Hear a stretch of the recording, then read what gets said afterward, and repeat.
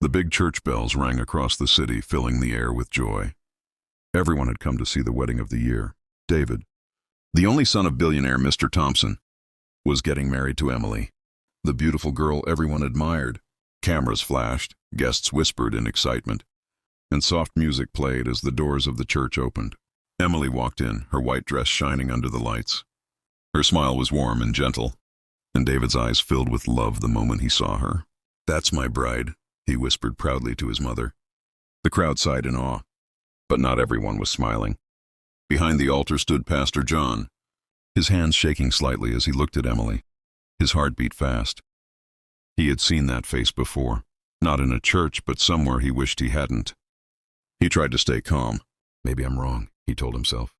But the closer Emily came, the clearer it became. She was the same girl he had seen at the hotel 2 months ago. That night still haunted him.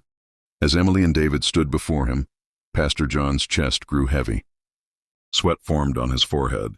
He looked at the crowd and happy faces everywhere, and felt pain rise inside him. He knew what he had to do, but his heart fought against it. Emily smiled up at him, her eyes full of hope. "We're ready, Pastor," she said softly. He opened his Bible, but his voice trembled. "Dearly beloved, we are gathered here." He paused. His voice faded.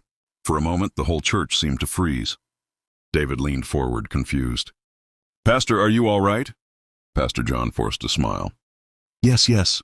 Please let us continue." But deep down, he knew he couldn't. He could not bless this marriage knowing the truth that burned inside his heart. As the ceremony went on, his mind raced with questions. Should I speak? Should I stay quiet? The truth could ruin lives, but silence could destroy David's future. By the time the vows began, Pastor John's hands were trembling so hard he could barely hold the Bible. The perfect day was slowly turning dark, and no one, not even the couple, knew what storm was about to come. All week long, Pastor John had not been himself. He couldn't sleep, couldn't eat, and couldn't stop thinking about what he had seen. Every time he closed his eyes, that night at the hotel came back like a movie he couldn't turn off. It had been 2 months earlier. He had gone to the hotel to pray for a sick church member who worked there. But as he walked through the lobby, he had seen something that broke his heart. There, serving drinks and laughing loudly with a group of men, was Emily, the same young woman now standing before him in a wedding gown. She hadn't seen him then, but he remembered her face clearly. Her smile, her voice, the same necklace she wore that night, it was all the same. He had hoped he was mistaken, that maybe it was someone else. But as she walked into the church that morning, he knew for sure. Pastor John spent the next days praying. "Lord, what do I do? This girl is about to marry a good man. Do I stay silent or speak the truth?" His wife Martha noticed the worry in his eyes. "Whatever it is," she said gently, "ask God for wisdom, not fear." He tried, he really did. But every time he thought about the wedding, his heart grew heavier. He imagined David, a kind, respectful man who always helped the poor, standing beside a woman hiding a past that could destroy him. That night before the wedding, Pastor John didn't sleep. He sat by his window, watching the city lights, whispering prayers until morning. "If it's your will, Lord, give me strength to do what's right," he said, tears falling down his cheeks. Now, as he looked at Emily before the crowd, he could feel the weight of truth pressing on his chest. The Bible in his hand felt heavy. The voices in his mind grew louder. He looked at Emily again, her soft eyes filled with hope, and at David, smiling proudly beside her. "Dear God," Pastor John whispered under his breath, "don't let me destroy them, but don't let me fail you either." The moment of truth was coming, and deep inside, he knew, before this day ended, everything would change. The church was silent except for the sound of soft music. Everyone's eyes were on David and Emily as they stood before Pastor John. The air was filled with joy, but inside, the pastor's heart was breaking. He tried to begin the vows. "David, do you take Emily to be your—" He stopped. His voice shook. His hands trembled so badly that the Bible nearly slipped from his fingers. Emily looked up in worry. "Pastor, is everything okay?" David took a small step forward. "Sir, should we wait?" Pastor John's chest tightened. He couldn't do it anymore. He took a deep breath and his voice rang through the hall. "Stop this wedding." The church gasped. The music stopped. Everyone turned to him in shock. David's mother dropped her purse. Emily froze, her eyes wide with fear. David's face turned pale. Pastor, what do you mean? Pastor John's eyes filled with tears. I'm sorry, my son, he said softly. But before you say I do, there is something you need to know. The crowd started whispering. Phones came out. The reporters who had come for the rich family's wedding began filming. Please, Pastor John said, holding up his hand. No one judge yet. But I cannot stand here and join this union knowing what I know. Emily's voice shook. What do you mean? The pastor looked straight at her. His voice dropped, heavy with pain. 2 months ago, I saw you at a hotel downtown.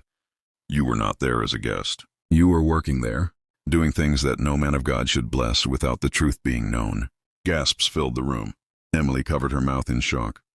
David blinked hard, not believing what he was hearing.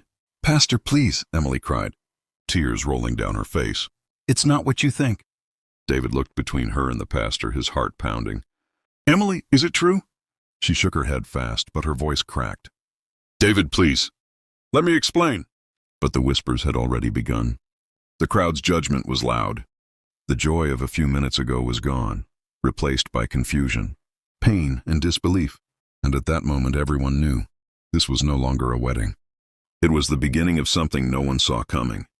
The whole church was in chaos. People whispered, cameras clicked, and Emily's knees went weak. David caught her before she fell. His hands trembled as he helped her stand. Emily, he said softly but firmly, tell me the truth. Did this really happen? Tears streamed down her cheeks. Her lips shook and her voice broke as she whispered, Yes. But it's not what you think. A deep silence filled the room again. Pastor John closed his eyes in pain. David's father stood up angrily, shouting, This is a disgrace! How could this happen in front of everyone? Emily turned to the pastor, her face red and wet with tears. You don't know my story, she cried. You only saw a moment, not my life. The pastor's face softened a little. Then tell the truth now, my daughter. Emily took a shaky breath. Yes, I worked at that hotel. But not because I wanted to. My mother was sick and I couldn't find any other job. I served food and cleaned tables. Some of the people there were bad, but I never did what you think I did. The crowd went quiet. Her voice grew stronger as she spoke. I was ashamed of where I worked, but I did it to save my mom's life. I left that place long ago, and I promised myself I'd never go back. She turned to David. I should have told you, but I was scared. I didn't want you to see me as dirty or less than you. I thought, if you knew, you'd leave me. David's eyes filled with tears. His heart was breaking. He had loved her for her kindness, her courage, and her heart. Now he saw her pain, real and raw. Pastor John lowered his head. The truth was not what he expected. Forgive me, he whispered. I should have asked before speaking. But the damage was done. The guests murmured again, some showing pity, others still judging. Emily stood alone, trembling but brave. I may have a past, she said quietly, but I'm not that person anymore. And as she spoke, everyone in the church could feel it. The power of truth, the pain of shame, and the quiet strength of a woman who refused to be broken. The church was silent again. Every eye was on David. Emily stood before him, tears running down her face, her wedding dress stained with pain. Pastor John looked down, wishing he could undo everything. David's hands shook as he stared at the woman he loved. He could still hear the whispers, people saying he'd be a fool to forgive her, that his family's name would be ruined. His father's voice was harsh. Son, walk away now. Don't let shame follow you. But David didn't move. He looked at Emily, really looked, and saw not the girl the pastor described, but the woman who had sat beside him at the hospital when his mother was sick, the woman who prayed with him when he was weak, the woman who had loved him when he had nothing but a broken heart. He took a deep breath. Emily, he said softly, you should have told me. You should have trusted me with your truth. But even now I can't turn my back on you. Gasps filled the room. His father's face went red. David, are you out of your mind? David turned to him. No, Dad. For once I'm thinking clearly. Everyone has a past, even me. What matters is who we are now. He faced Pastor John. Sir, thank you for being honest. You did what you thought was right. But now, please let me decide what's right for me. The pastor's eyes filled with tears. He nodded slowly. Then may God guide your choice, my son. David reached for Emily's hand. She tried to pull away, crying. No, David, don't do this because you pity me. He smiled sadly. No, Emily, I'm doing this because I still love you. The crowd fell completely silent. Even those who judged them moments ago felt something shift inside. David turned to the pastor. "If she'll have me, I still want to marry her. Right here, right now." Pastor John hesitated, then opened his Bible again, voice soft but steady. "Then let this be a wedding not built on secrets, but on truth." And as David and Emily said their vows through tears, the room filled with something stronger than wealth, stronger than shame, forgiveness. It was the wedding that almost never happened, and the love story that no one would ever forget.